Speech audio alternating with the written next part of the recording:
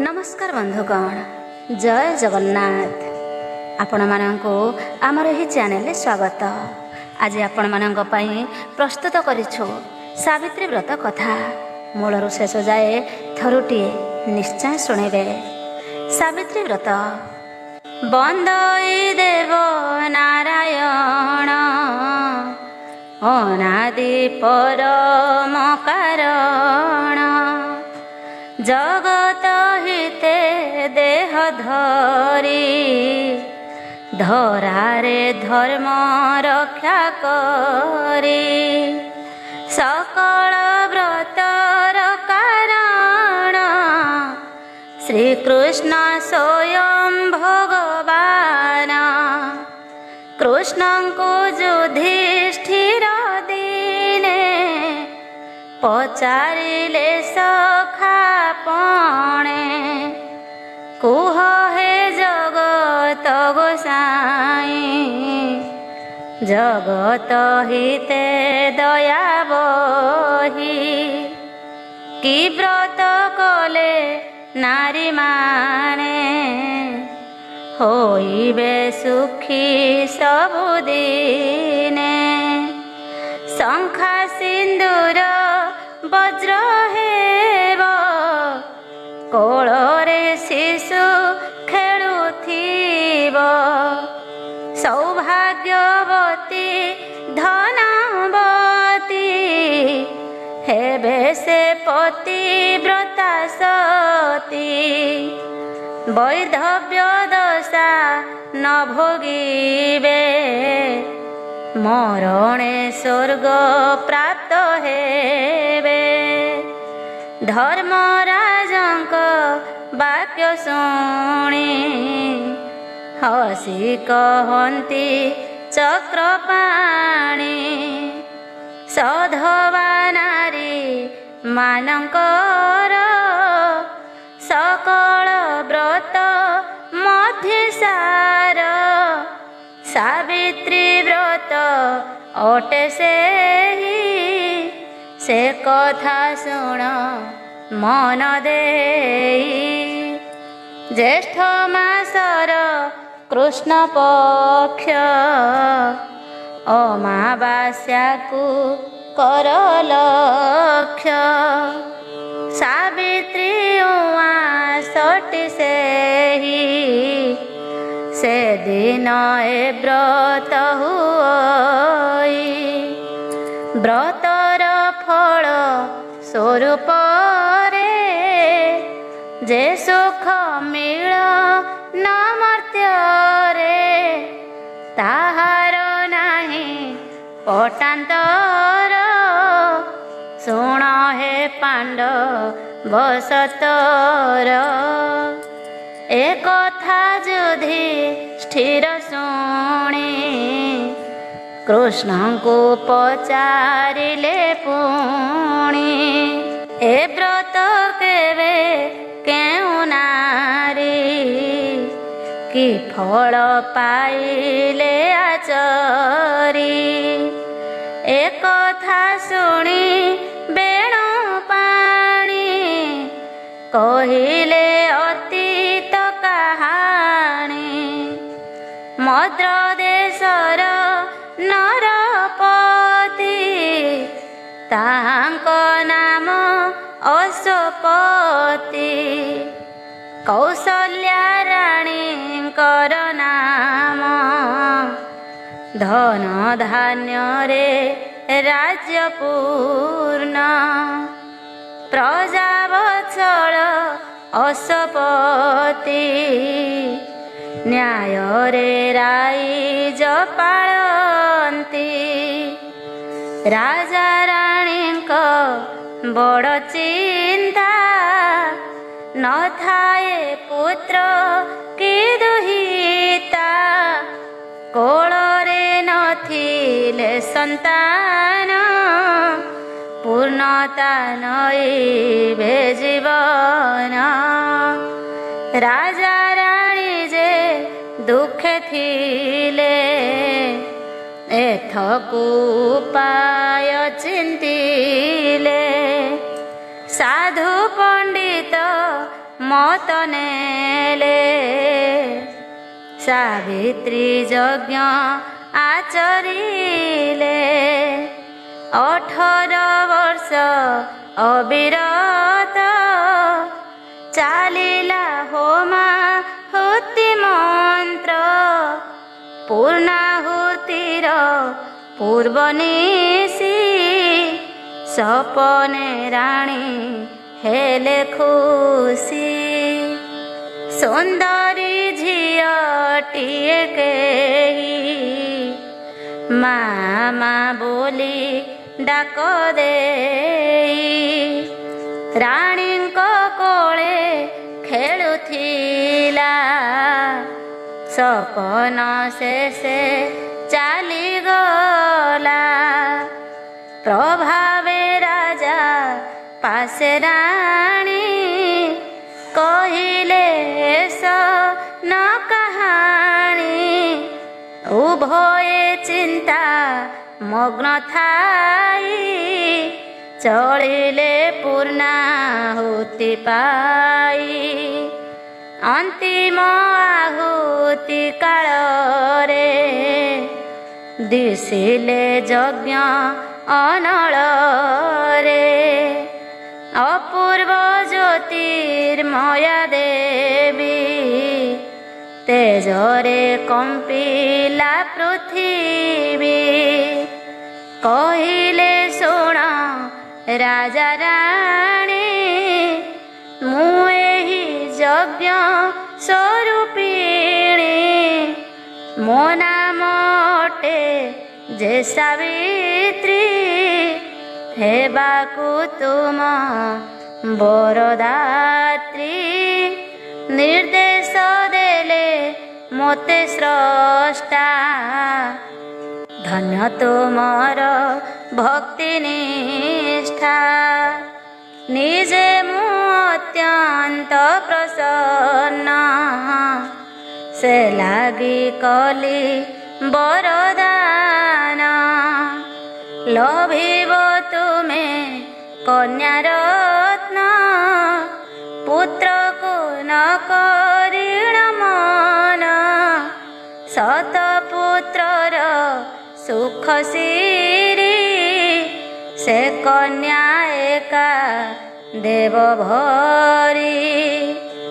ଚକିତେ ପୂର୍ଣ୍ଣାହୁତି ସାରି ଯେ ଯାହା ଗୃହେ ଗଲେ ଚଳି।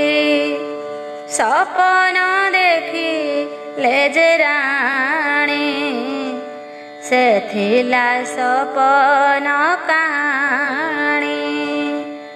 ଘଟିଲା ଯଜ୍ଞ ଶାଳେ ଯାହା ଅସତ୍ୟ କେ କହିବ ତାହା।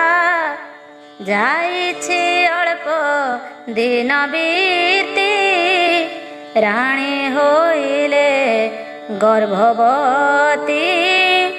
ରାଜାଙ୍କୁ ଚାହିଁ ଦେଲେ ହସି ପ୍ରୀତିର ଅମୃତ ବରସି। ଆସିଲା ମନେ ଆଶା କଲି ମରୁରେ ମାରିଲା ବିଜୁଳି। ଉଚିତ ସମୟ ଅନ୍ତରେ ସେ ଏକ ଅମୃତ ଲଗ୍ନରେ ସ୍ୱର୍ଗ ସୁନ୍ଦରୀ କନ୍ୟା ରତ୍ନ ରାଣୀଙ୍କ କୋଳେ ନେଲା ଜନ୍ମ। ସାବିତ୍ରୀ ଯଜ୍ଞ ପୁଣ୍ୟ ଫଳେ ସେ କନ୍ୟା ଜନମିଲା କୋଳେ। ପିତା ମାତା ଯେ ପାତ୍ର ମନ୍ତ୍ରୀ ତା ନାମ ରଖିଲେ ସାବିତ୍ରୀ। ଶୁକ୍ଳ ପକ୍ଷର ଶଶୀ ପରି ବଢ଼ିଲା ସାବିତ୍ରୀ କୁମାରୀ। ଛୁଇଁଲା ଯେବେ ଯୌବନ ପିତା ମାତା ଯେ ଚିନ୍ତାମଗ୍ନ। न खोजी कन्या पाई बर डकाई हेले स्वयंवर आसिले जेते युवराज बाहुड़ी कले पाइलाज सावित्रींकर तेज ज्योति मनरे तांक हेला भीति निजकु अयोग्य विचारी जे जहा बाटे गले फेरी स्वयंवर जे भांगी गला ए बड़ प्रमाद होइला उपाय न पारिले जानी चिंतारे थिले राजा राणी दिने मांडव्य ऋषि वर प्रवेशी राजांक नर कुशल वार्ता पचारिले सकल विषय शुणिले उपाय एक भावी चिंती कहिले शुण सपति निजर स्वामी निजे बाछि कहिब तुमको सावित्री दिय विहित अनुमति सावित्री खोजु निज पति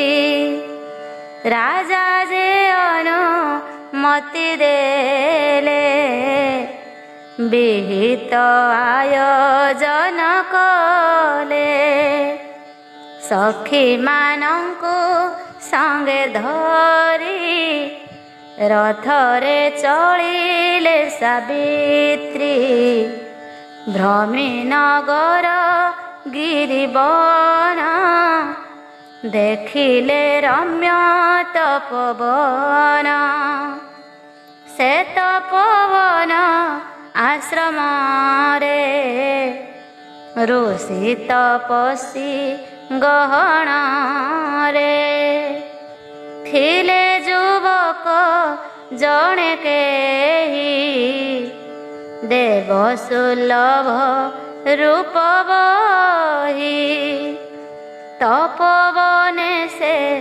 तपोधन तेजरे संभ्रांत लक्षण देखि से युवक मणि को प्रीति छुईला सावित्री को देला से मन प्राण बिकी कहिला फेरी चाल सखी सर्व शुभरे बाहुड़िले प्रासादे प्रवेश होइले एकाले करी बीणा वाद्य प्रवेश होइले नारद ताहांक पादे ढाली मोती नमिले राजा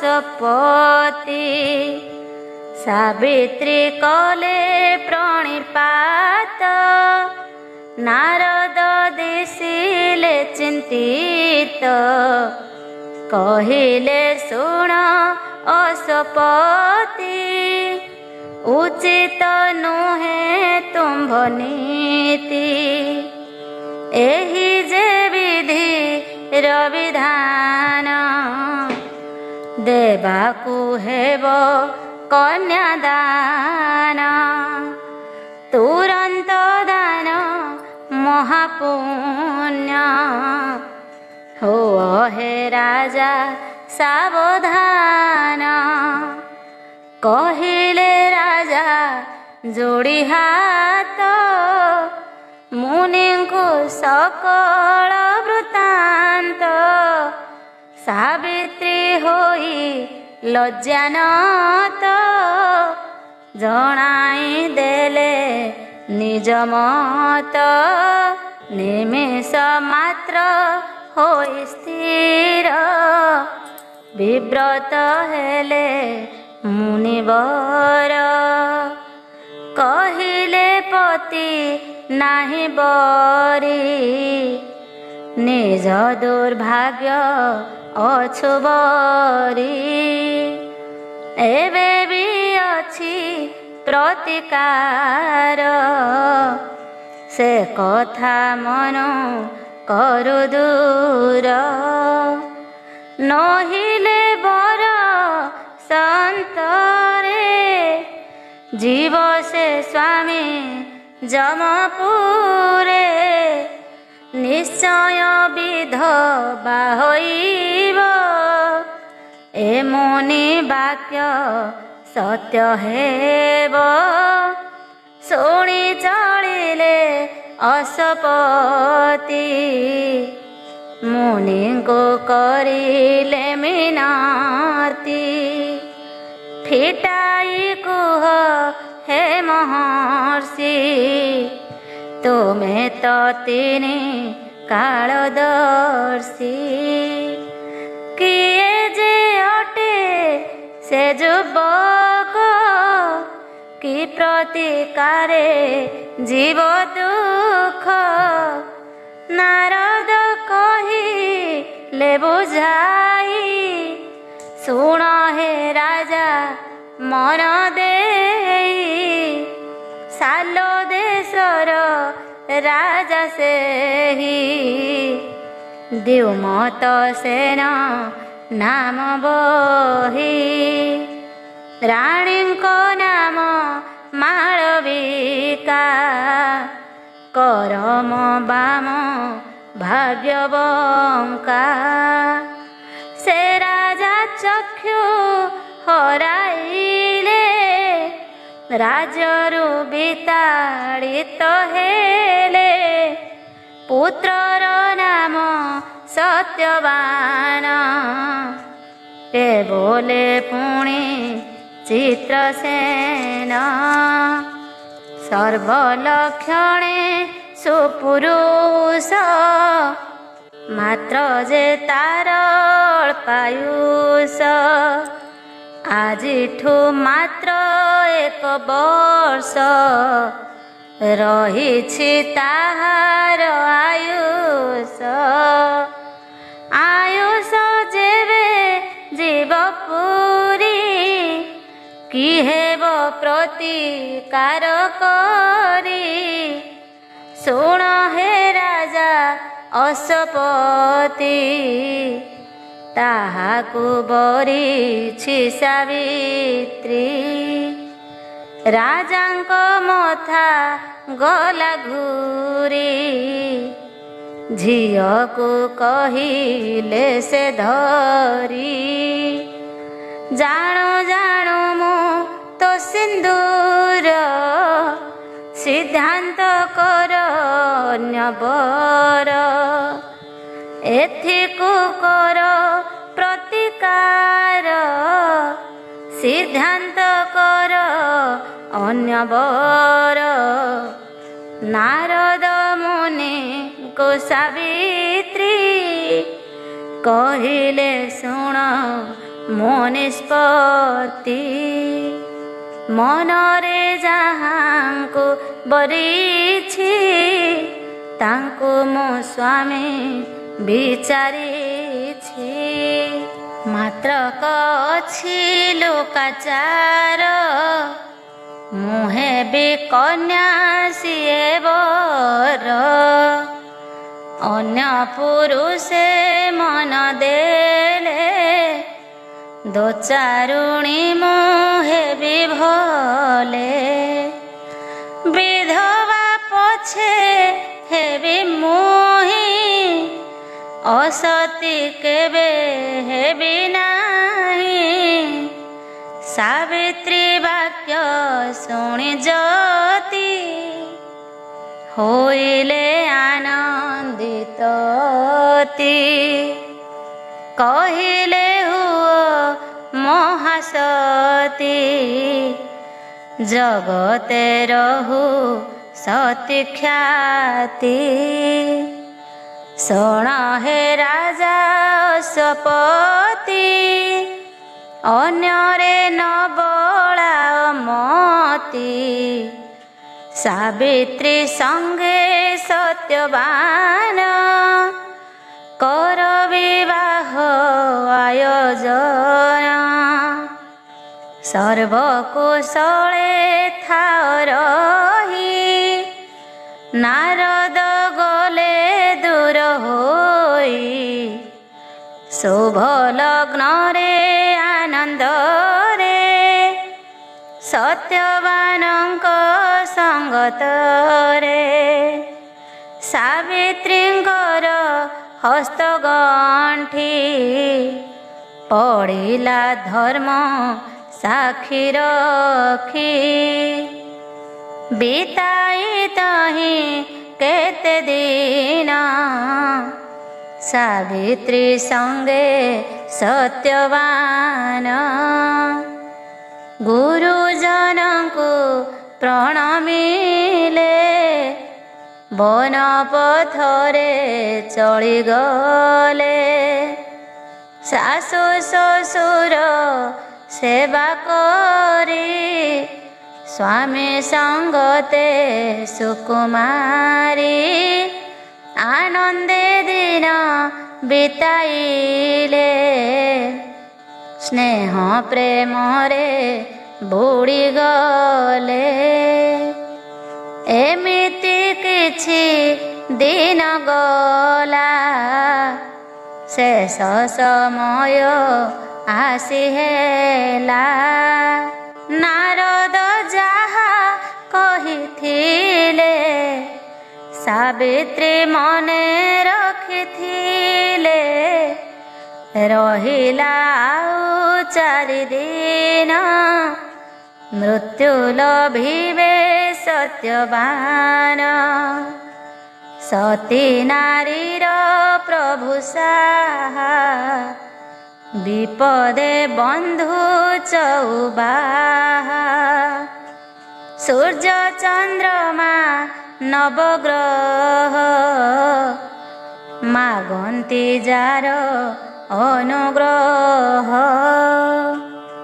ସେ ପ୍ରଭୁ ଜୀବର ରକ୍ଷକ ଜନ୍ମ ମରଣ ନିୟନ୍ତ୍ରକ।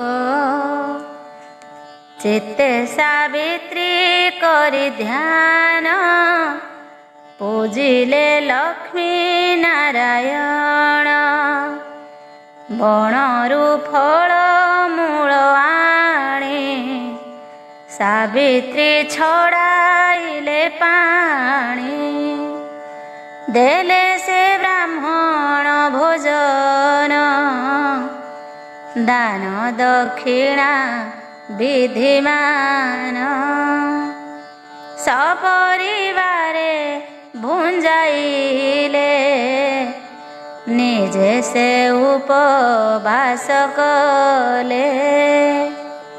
ତୁଣ୍ଡେ ଉଚାରି ପ୍ରଭୁ ନାମ ଦେଲେ ବିଚାଇ 3 ଦିନ।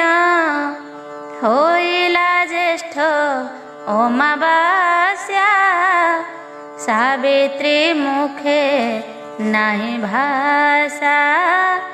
କୁଠାର ହସ୍ତେ ସତ୍ୟବାନ କହିଲେ ବନେ ଯିବି ଜାଣ। ସଂଗ୍ରହ କଲେ କାଠ ଭାର ଚଳିବ ସିନା ଏ ସଂସାର। କହିଲେ ସାବିତ୍ରୀ ବୁଝାଇ ଏକାକୀ ଆଜି ଯାଅ ନାହିଁ। ଆଦେଶ କର ଏ ଦାସୀରେ ଯିବାକୁ ତୁମ ସଙ୍ଗତରେ। ହସି କହିଲେ ସତ୍ୟବାନ ବଡ଼ ଦୁର୍ଗମ ଘୋର ବନ। ଉପାସେ ତୁମେ ଅଛ ରହି, ଯିବାକୁ ତୁମ ଶକ୍ତି ନାହିଁ।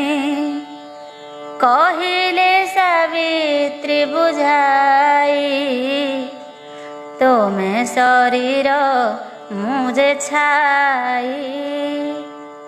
ଶରୀର ମଧ୍ୟେ ଶକ୍ତି ଥାଏ, ଛାଇ ତା ସାଥେ ସାଥେ ଯାଏ। ନାରଦ ହେଲେ ସତ୍ୟବାନ, ନୀରବ ହେଲେ ସତ୍ୟବାନ, ମୌନେ ସମ୍ମତି ଲକ୍ଷଣ। ଶାଶୁ ଶ୍ୱଶୁର ଆଜ୍ଞା ନେଇ, ସାବିତ୍ରୀ ଗଲେ ସାଥୀ ହୋଇ।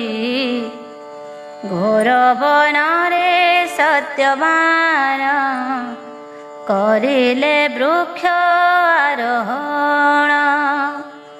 କାଠ ହାଣିବା ସରି ନାହିଁ, ଆସିଲେ ବୃକ୍ଷରୁ ଓହ୍ଲାଇ। କହିଲେ ଶୁଣ ପ୍ରାଣ ସହି, ମଥା ମୁଁ ଦେଉଛି ଘୁରାଇ। ଦିଶୁଛି ସବୁ ଅନ୍ଧକାର, ଚାଲିବା ଶକ୍ତି ନାହିଁ ମୋର।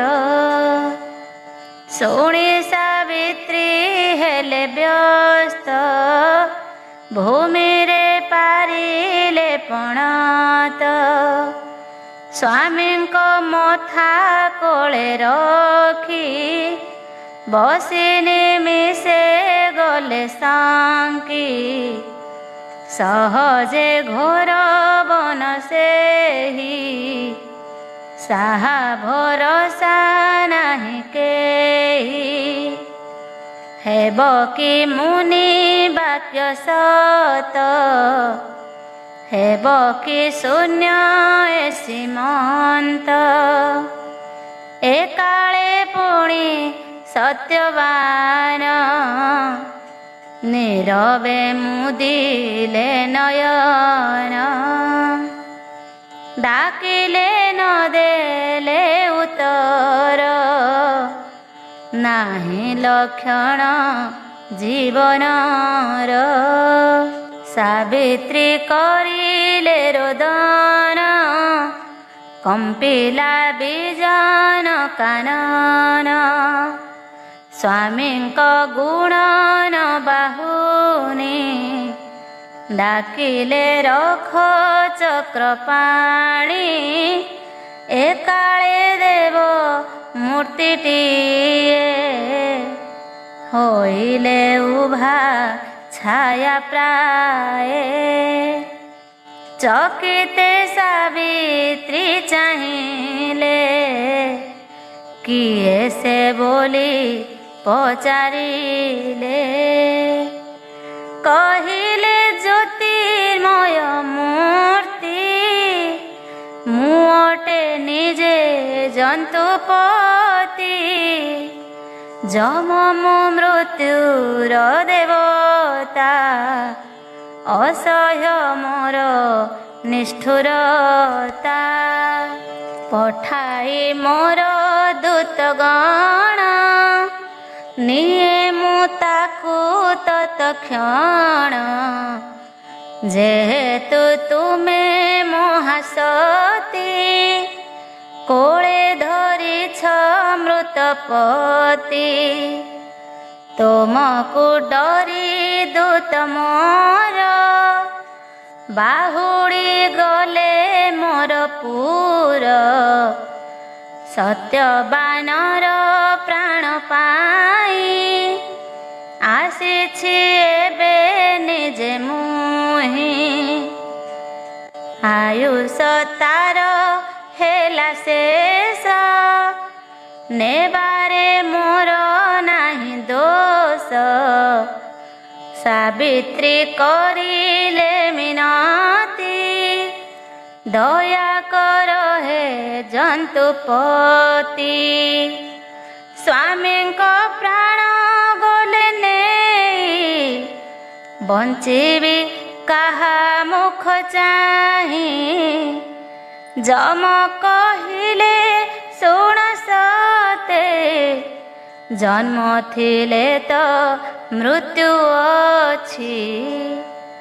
ସହଜେ ମୃତ୍ୟୁ ଦେବ ମୁହିଁ ଦୟାର ମାନେ ନ ଜାଣଇ। ସତ୍ୟବାନଙ୍କ ପ୍ରାଣ ନେଇ ଗଲେ ଯେ ଯମ ଦୂର ହୋଇ। ଫେରି ଚାହିଁଲେ ଖଣ୍ଡେ ଦୂରେ ସାବିତ୍ରୀ ଆସନ୍ତି ପଛରେ। ଯମ କହିଲେ ହେଲୋ ବାଇ ବୃଥାରେ ଆସ କାହିଁ ପାଇଁ।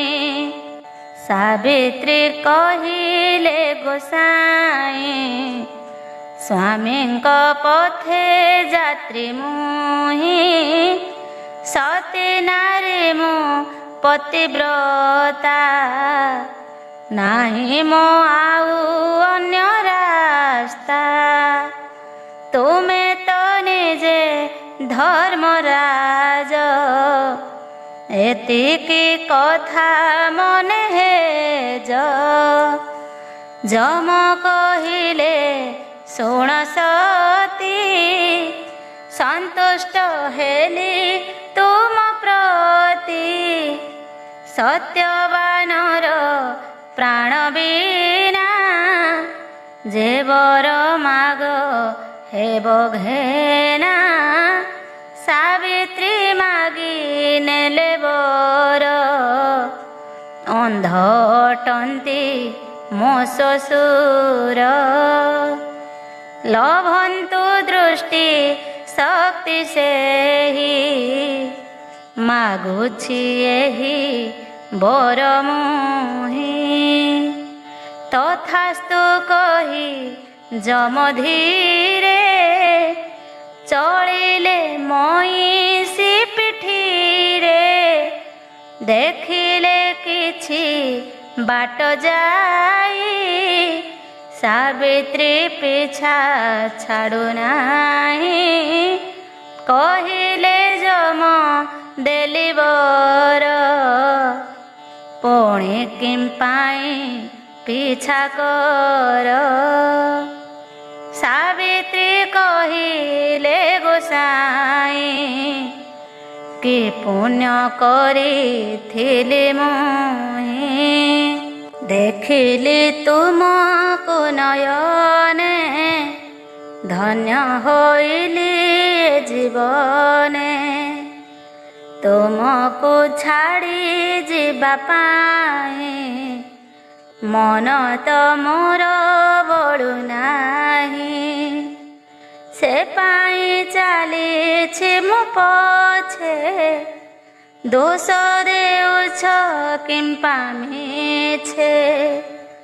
ଶୁଣି ଆନନ୍ଦେ ଯମଦେବ କହିଲେ ଆନ ବର ମାଗ। ସତ୍ୟବାନର ପ୍ରାଣ ବିନା ଯେ ବର ମାଗ ହେବ ଘେନା। ସାବିତ୍ରୀ କହିଲେ ହେ ଦେବ ଶ୍ୱଶୁରେ ହେଉ ରାଜଲାଭ। ତଥାସ୍ତୁ କହି ଯମ ଗଲେ ସାବିତ୍ରୀ ପୁଣି ପିଛା କଲେ। ପଛକୁ ପୁଣି ଚାହିଁ ଯମ କହିଲେ ବଡ଼ ବିଷମ। ଦେଲି ତୁମକୁ ବେନି ବର କାହିଁକି ପୁଣି ପିଛା କର। ବିନୟ କହିଲେ ସାବିତ୍ରୀ ତୁମେ ଯେ ନ୍ୟାୟବନ୍ତୀ। ନ୍ୟାୟ ତ ଦେଲ ନାହିଁ ମୋତେ ତୁମ୍ଭଙ୍କୁ ଛାଡ଼ିବି କେମନ୍ତେ। ଶ୍ୱଶୁର ସିନା ହେବେ ସୁଖୀ, ପିତା ଯେ ମୋର ବଡ଼ ଦୁଃଖୀ। ଦୁହିତା ଦୁଇ କୂଳେ ହିତା, ସେ ପାଇଁ ମୋର ବଡ଼ ଚିନ୍ତା। ତାଙ୍କର ସୁଶତପୁତ୍ର, ଜନ୍ମି ରଖନ୍ତୁ ବଂଶ ଗୋତ୍ର। ମାଗୁଛି ଏହି ବର ମୁହିଁ, ବିଚାର ନ୍ୟାୟ ଧର୍ମ ଚାହିଁ। ପିତା ଈଶ୍ୱର ଦୁହେଁ ଏକା, ମାଗୁଛି ତେଣୁ ଏହି ଭିକ୍ଷା। ତଥାସ୍ତୁ କହି ଯମ ଗଲେ, ସାବିତ୍ରୀ ନ ଛାଡ଼ନ୍ତି ଭଲେ। ପୁଣି ଚାଲିଲେ ପଛେ ପଛେ, ଛାୟା ଯେମିତି କାୟା ସାଥେ। ପଛକୁ ଚାହିଁ ଯମରାଜା, କହିଲେ ଏବେ ଯା ଫେରି ଯା। ସତୀତ୍ୱ ବଳେ ଏଠେ ପଥ, ଆସିଲ ତୁମ୍ଭେ ଏହା ସତ୍ୟ। ଏପାରି ଶେଷ ସୀମା ଏହି, ତୁମେ ତ ହେଲ ନର ଦେଇ। ସେ ପାରି ସୀମା ଛୁଇଁବାକୁ, କେହି ଯେ ନ ଦେବେ ତୁମକୁ। ଏଠାରୁ ହେବି ଅନ୍ତର୍ଧ୍ୟାନ, ସେ ପାରି ଅଟେ ମହାଶୂନ୍ୟ। ପାଇବ ନାହିଁ ଆଉ ମୋତେ, ଫେରି ଯା ସତୀ ନିଜ ପଥେ। ସାବିତ୍ରୀ କହିଲେ ଠାକୁରେ, କି ଲାଭ ଏହି ଜୀବନରେ। ବୁଝେ ନା ଏପାରି ସେ ପାରି, କାହିଁକି ଅବା ଯିବି ଫେରି। ସୂର୍ଯ୍ୟଙ୍କ ପୁତ୍ର ତୁମେ ନିଜେ, ଦିଅ ହେ ଜାଳି ତୁମ ତେଜେ। ନହେଲେ ହୋଇବ ପ୍ରଘଟ, ଆଣିଲ ତୁମେ ଏତେ ବାଟ। ଗୋଟିକୁ ଗୋଟି ବର ଦେଇ, ମାୟାରେ ଆଣିଲ କଢ଼ାଇ। ଅବଳା ପ୍ରତି ଅବିଚାର, ନୁହେଁ ତ ଉଚିତ ବ୍ୟବହାର। ଶୁଣି ବିଚାର କଲେ ଯମ, ଏକଥା ହେଲାଣି ବିଷମ। କହିଲେ ଶୁଣ ନାରୀ ବର, ଚତୁର୍ଥ ବର ମାଗିପାର। ସତ୍ୟବାନର ପ୍ରାଣ ବିନା, ଯାହା ମାଗିବ ହେବ ଘେନା। ଆଉ ମୁଁ କିଛି ନ ଶୁଣିବି, ତୁରନ୍ତ ମାଗ ଚାଲିଯିବି। ଯମ ଯେ ହେଲେ ତର ବର, ସାବିତ୍ରୀ ମାଗି ଦେଲେ ବର। ସ୍ୱାମୀଙ୍କ ଔରସରୁ ମୋର, ହୁଅନ୍ତୁ 100ଟି କୁମାର। ତଥାସ୍ତୁ ବୋଲି ଯମ କହି, ଚାଲିଲେ ଆଗକୁ ମୁହାଁଇ। ପଛରେ ଧାଇଁଲେ ସାବିତ୍ରୀ, ଚକିତ ହେଲେ ଯମ ଦେଖି। କ୍ରୋଧରେ କହିଲେ ବଚନ, ସରିଛି ମୋର ବରଦାନ। ବୃଥାରେ ଆସ ପାଇଁ ମୋଠାରେ ପ୍ରୟୋଜନ ନାହିଁ। କହୁଛି ଶେଷ କଥା ମୋର, ତୁରନ୍ତ ଫେରି ଯାଅ ଘର। ମୋ କଥା ସରିଲେ ଅମାନ୍ୟ, ଭୋଗିବ ତାର ପରିଣାମ। ମୋ କଥା କରିଲେ ଅମାନ୍ୟ, ଭୋଗିବ ତାର ପରିଣାମ। ବିନୟେ ସାବିତ୍ରୀ କହିଲେ, ମୋ କଥା ଶୁଣ ଟିକେ ଭଲେ। ତୁମେ ଯେ ସଂଯମୀ ପୁରୁଷ, ଶୋଭେ ନା ତୁମଠାରେ ରୋଷ। ନିଜ ବଚନ ନିଜେ ଭୁଲି, କହୁଛ ଯିବା ପାଇଁ ଚାଲି।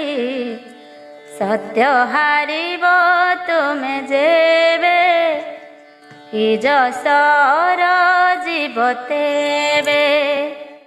ସ୍ୱାମୀଙ୍କ ଔରସରୁ ମୋର, ଜନ୍ମ ନେବେ ଶହେ କୁମାର। ଏ ବର ତୁମେ ତ ଦେଇଛ, ସ୍ୱାମୀଙ୍କ ପ୍ରାଣ ନେଉଅଛ। ମୁଁ ଯେ ଅଟଇ ସତୀ ନାରୀ, ସମ୍ଭବ ହୋଇବ କିପରି। ବରିକି କି ବାନପତି, ଉତ୍ତର ଦିଅ ଜନ୍ତୁପତି। ଯମ ଯେ ହୋଇଲେ ଚକିତ, କେମିତି ହାରିବେ ଯେ ସତ୍ୟ। ସେହି ସତ୍ୟର ରକ୍ଷା ପାଇଁ, ଯମ ଯେ ନିରୁପାୟ ହୋଇ। ତୁମର ସତୀତ୍ୱ ବଳରେ, ଜିତିଲ ଏ ମହିତଳରେ। ବିଷ୍ଣୁ ଯେମିତି ମାୟା ବଳେ, ମୋହିତ କରନ୍ତି ସକଳେ। ସେମିତି ସତୀତ୍ୱ ମାୟାରେ, ମୋହିତ ହେଲି ତୁମଠାରେ। ପରଖେ ସତ୍ୟବାନ ପ୍ରାଣ, ତୁମେ ତ ମାଗି ନେଲ ଜାଣ। ମୁଁ ଯେ ନିଷ୍ଠୁର କାଳଜମ, ଲଙ୍ଘିଲ ବିଧିର ନିୟମ। ତୁମର ସତୀତ୍ୱକୁ ଧନ୍ୟ, ହେଲି ମୁଁ ଅତ୍ୟନ୍ତ ପ୍ରସନ୍ନ। ଖୋଲିଲି ଚର୍ମ୍ୟ ପାଶ ମୋର, ଦୀର୍ଘାୟୁ ବୋଲି ଦେଲି ବର। ନିଦ୍ରାରୁ ଯେମିତି ଉଠନ୍ତି, ଉଠି ବସିବେ ତୁମ ପତି। ସତ୍ୟବାନଙ୍କ ମୋର ଦେହେ, ପ୍ରାଣ ଭରିବି ପୁନରାଏ। ଏ ସ୍ଥାନେ ଯାଅ ବେଗେ ଚଳି, ସ୍ୱାମୀଙ୍କୁ ନିଅ କୋଳେ ତୋଳି। ସତୀ ପତ୍ନୀର ପରଶରେ, ରୋପିବି ପ୍ରାଣ ଶରୀରରେ। ଏ ତୁମ ମୋର କାହାଣୀ, ଯୁଗକୁ ଯୁଗ ଥିବ ପୁଣି। ଏ ତୁମ ଅମର କାହାଣୀ, ଯୁଗକୁ ଯୁଗ ଥିବ ପୁଣି। ସତୀତ୍ୱ ପତିବ୍ରତା ଶକ୍ତି, ମୃତ୍ୟୁକୁ ଗଲା ଆଜି ଜିତି। ଯମ ଯେ ହେଲେ ଅନ୍ତର୍ଧ୍ୟାନ, ସାବିତ୍ରୀ କରିଲେ ପ୍ରଣାମ।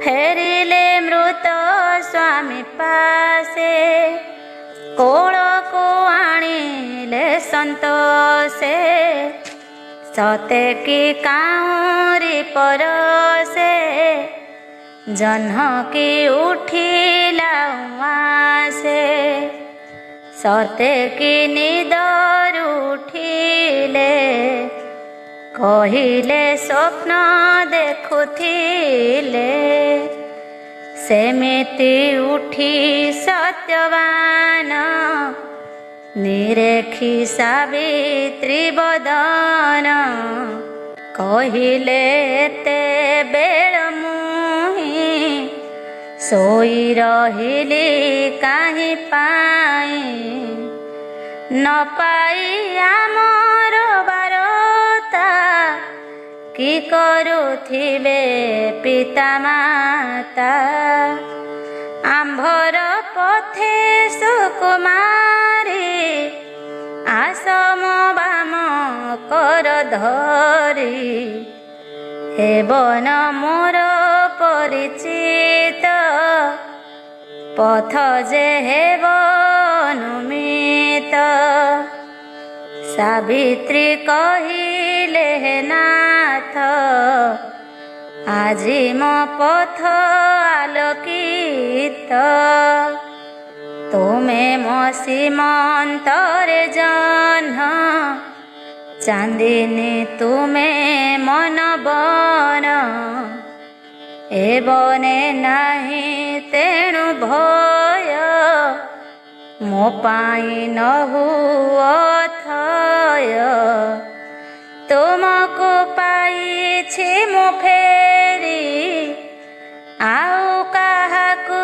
ଯିବି ଡରି ସେବନ ପଥରେ ଦମ୍ପତି ଚଳିଲେ ଆନନ୍ଦରେ ଅତି ପ୍ରବେଶ ହେଲେ ଆଶ୍ରମରେ ଆଶ୍ରମେ ଆନନ୍ଦ ଯେ ଝରେ ପୁଅ ବୋହୂଙ୍କୁ ଦେଖି ପାରି ଆନନ୍ଦେ ଲୁହ ଗଲା ଝରି ଆଶ୍ରମବାସୀ ଗଲେ ଘେରି ବୁଝିଲେ ସମସ୍ତେ ପଚାରି ସାବିତ୍ରୀ କହିଲେ ବୁଝାଇ ଯମଙ୍କ ବରଦାନ ଏହି କହିଲେ ସକଳ ବୃତ୍ତାନ୍ତ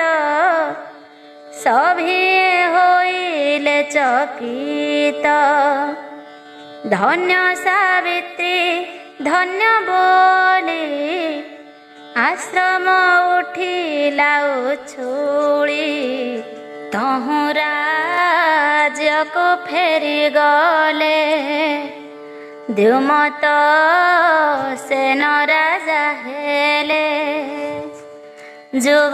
ଯୁବରାଜ ସେ ସତ୍ୟବାନ କିଣିଲେ ପ୍ରଜାକୁଳ ମନ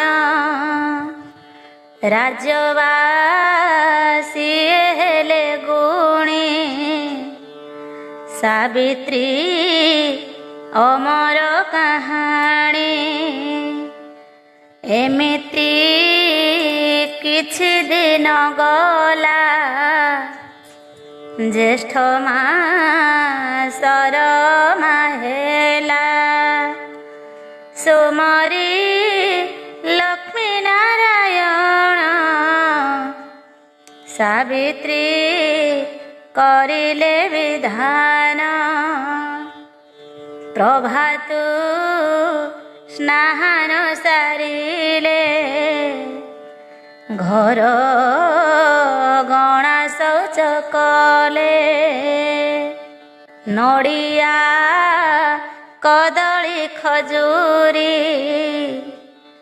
ଆମ୍ବ ପଣସ ଡାଲା ଭରି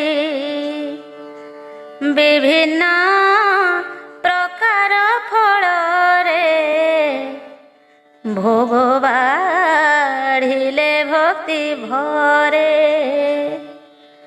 ଦୁବରେ ବରକୋଳି ପତ୍ର ରଚିଲେ ସାତକେରି ମାତ୍ର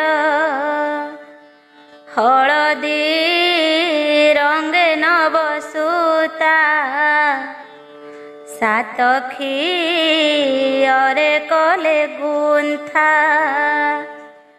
ଭିଡ଼ିଲେ ଗଣ୍ଠି ସାତ ଗୋଟି ଲକ୍ଷ୍ମୀ ନାରାୟଣେ ସମର୍ପି ଦକ୍ଷିଣ ବାହୁରେ ବାନ୍ଧିଲେ ଅଭୟ ବାହୁଟିର ତୁଲେ ଶଙ୍ଖା ସିନ୍ଦୁର ନୂଆ ଶାଢ଼ୀ ବିପ୍ରେ ଗାୟତ୍ରୀ ମନ୍ତ୍ର ପଢ଼ି ଦେଲେ ଯେ ତାହା ମନ୍ତୁରାଇ ସାବିତ୍ରୀ ଅଙ୍ଗେ ଶୋଭା ପାଇ ସ୍ୱାମୀ ସମେତ ଗୁରୁଜନେ ପ୍ରଣାମ କରି ଶୁଦ୍ଧ ମନେ ସଭିଙ୍କୁ ପ୍ରସାଦ ବାଣ୍ଟିଲେ ସୁଚିତେ ଫଳ ଆହାରିଲେ ଏ ବ୍ରତ ଆଚରେ ଯେ ସତୀ ହୋଇଲେ ଶତପୁତ୍ରବତୀ ଲଭିଲେ ଅଷ୍ଟ ଐଶ୍ୱର୍ଯ୍ୟ ଜୀବନ କଲେ ଉପଭୋଗ ବାହୁଡ଼ି ଶଙ୍ଖା ସିନ୍ଦୁରରେ ବାସଲ ଭିଲେ ସ୍ୱର୍ଗପୁରେ ସଧବା ନାରୀ କେହି ତେବେ ଏ ବ୍ରତ ଆରମ୍ଭିଲେ ଯେବେ ସାବିତ୍ରୀ ପରି ଭାଗ୍ୟବତୀ ହୋଇ ସେ ଲୋଭିବେ ସୁଖ୍ୟାତି କୃଷ୍ଣଙ୍କ ମୁଖ ଏହା ଶୁଣି ଯୁଧିଷ୍ଠିର ଯେ ଯୋଡ଼ି ପାଣି ଭକ୍ତିରେ କଲେ ପ୍ରଣିପାତ ସଂସାରେ ଖ୍ୟାତ ହେଲା ବ୍ରତ ସାବିତ୍ରୀ କଥା ବ୍ରତ ଏହି ସର୍ବେ ଶୁଣିବେ ମନ ଦେଇ ସୁମରି ଲକ୍ଷ୍ମୀ ନାରାୟଣ ହୁଳହୁଳି ଯେ ଦେବେ ଜାଣ ସାବିତ୍ରୀ ବ୍ରତ କଥା ଶେଷ ପଠନେ ଶ୍ରବଣେ ସନ୍ତୋଷ ଚିତ୍ତନି ବେଶୀ ବିଷ୍ଣୁ ପାଦେ ବୁଦ୍ଧିଆ କହେ ଗୀତ ଛନ୍ଦେ।